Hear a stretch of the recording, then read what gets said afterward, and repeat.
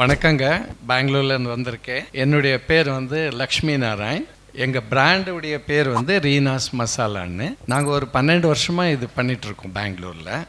எங்களது ஒரு 13 ப்ராடக்ட் இருக்குங்க. எங்களது நிறைய சிக்கன் பேஸ்டு ஐட்டம் இருக்குது. Chicken 65, chicken lollipop, pepper chicken, tandoori chicken, butter chicken, ghee roast, அந்த மாதிரி நிறைய இருக்குங்க.